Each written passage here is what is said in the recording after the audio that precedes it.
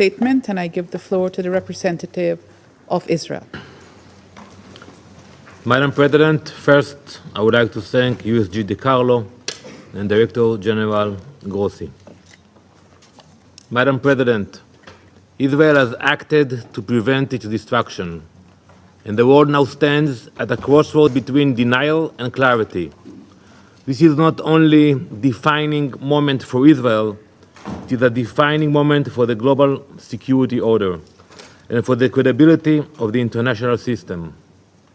As we speak, hundreds of ballistic missiles with conventional payloads are striking Israel's cities, neighborhoods, communities.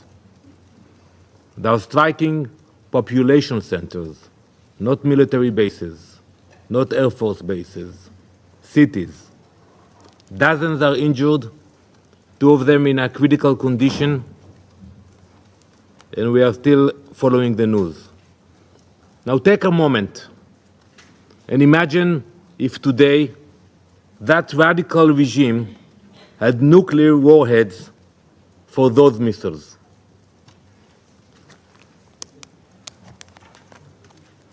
Last night, the State of Israel launched Operation Rising Lion, a preemptive military operation carried out with precision, purpose, and the most advanced intelligence at our disposal.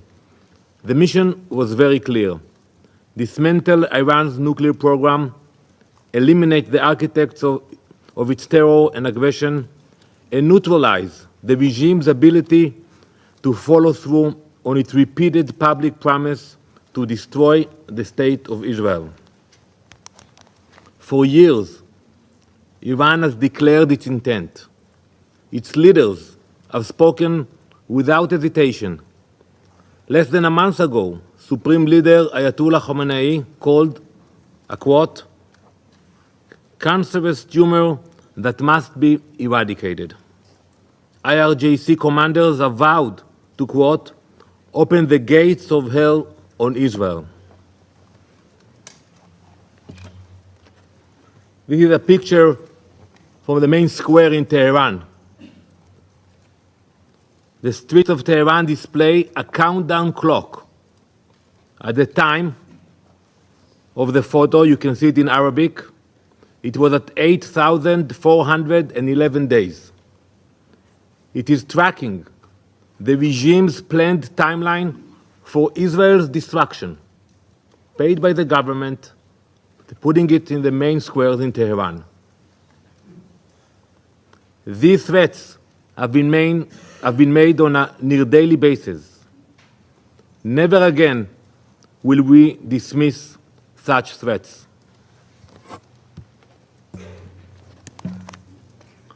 For too long, the world convinced itself that these were just words, that genocidal slogans and threats to erase us could be ignored or rationalized.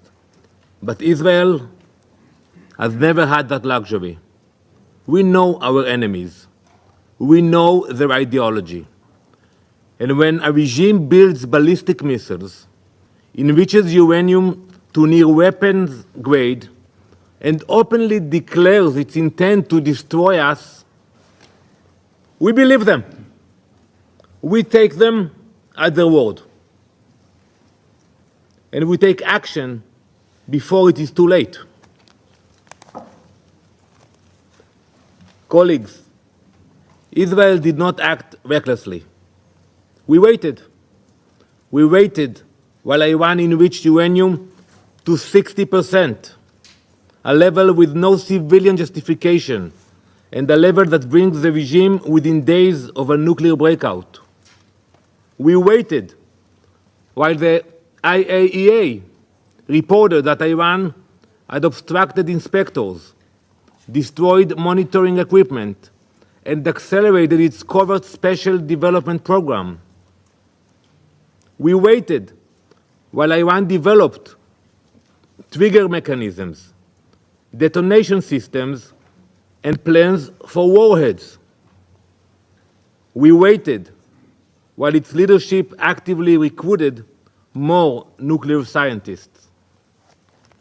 We waited while Iran constructed a ballistic missile industry so large and sophisticated, and we can expose it now, that it was intended to challenge even the US and Russia in ballistic missile capabilities. They cannot deny it. We waited for diplomacy to work. We gave the international community time. We watched negotiations stretched on as Iran made forced concessions or refused the most fundamental conditions. All the while, Iran continued to build toward the unthinkable. Last night, the wait ended. Our operation targeted 3 layers of the threat. First, we eliminated the central figures of Iran's military and nuclear command.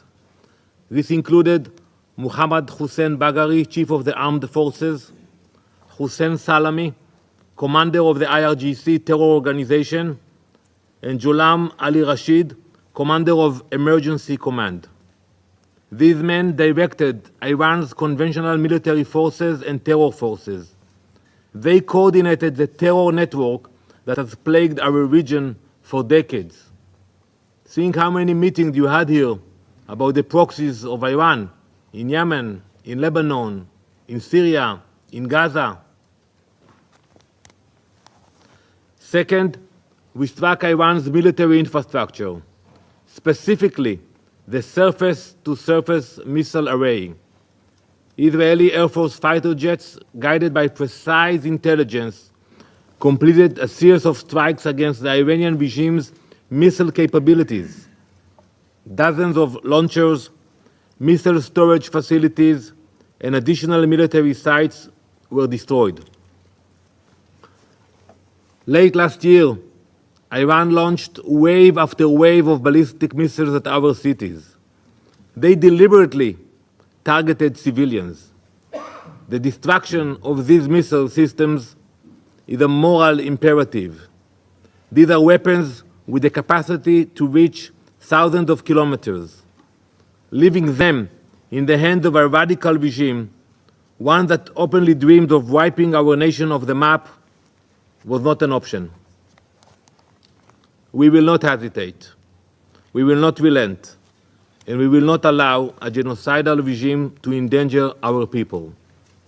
Third, we struck the core of the nuclear program, the underground enrichment facilities at Natanz. This facility was operating at a military-grade capacity. Intelligence confirmed that within days, Iran could have produced enough material for multiple bombs. We targeted the heart of that effort. Madam President, this operation was carried out because the alternative was unthinkable.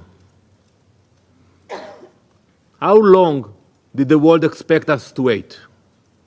How long? Let's speak about it. Until they assembled the bomb? Until they mounted it on a Shahab missile? Until it was en route to Tel Aviv or Jerusalem, like the more than 100 missiles that they sent an hour ago? How long should we wait? And if anyone in this chamber still believes Iran would never use such a weapon, I invite you to remember October 7.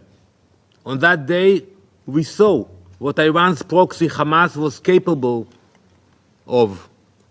And then in Gaza, they did it with Kalashnikovs, with grenades. They butchered families, they burned children alive, they mutilated women. Imagine what the head of the snake would do with a nuclear warhead.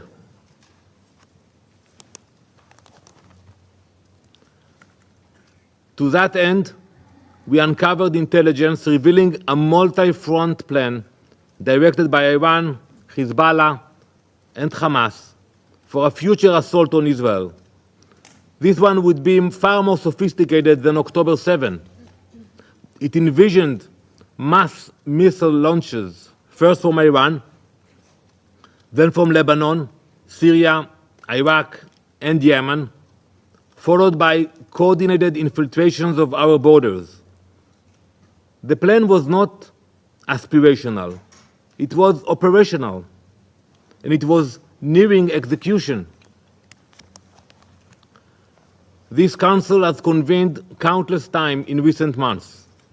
You have passed resolutions, called for restraint, demanded ceasefire. You met in emergency sessions when Hamas was under threat. But when Iran marched toward nuclear capability, you said nothing. When they crossed line after line, you drew none of your own. So we acted. We acted to ensure our people alive. We acted so that Jewish children in Jerusalem will not wake up to the sound of air raid sirens triggered by a nuclear launch. We acted so that Iranian missiles will not carry radioactive payloads into civilian neighborhoods. We acted because history has taught us that silence is complicity and hesitation is fatal. We acted because 80 years ago, the Jewish people made a promise to ourselves, never again. That promise applies to a nuclear holocaust as well. This was an act of national preservation. It was one we undertook alone, not because we wanted to, but because we were left no other option. We now turn to this Council, not for permission, but for recognition. Recognition that Israel did what the world should have done. Recognition that the Iranian regime violated every obligation they ever undertook. Recognition that Israel had the undeniable right and duty to defend its people from extermination. We urge the Council to condemn Iran's nuclear violations. We urge the Council to finally acknowledge the existential threat Iran poses to the world. We urge the Council to join us in our commitment to prevent their genocidal dreams from becoming a reality. But we also expect something even more basic: moral clarity. Stop equating aggressors with defenders. Stop treating a genocidal regime and a democracy under siege as two sides of the same coin. The Iranian regime was preparing for war. This war would have stretched across the Middle East, to Europe, to Asia, to the Americas. It would have been against the international order. We acted to prevent a threat that would endanger not only Israel, but the entire world. We will not sit quietly while our people are targeted. Not again, not ever. Empty words will not stop Iran. Israel will. We did not wait for the bomb to fall, and we will never allow that day to come. Thank you. I thank the representative of Israel for his statement, and I give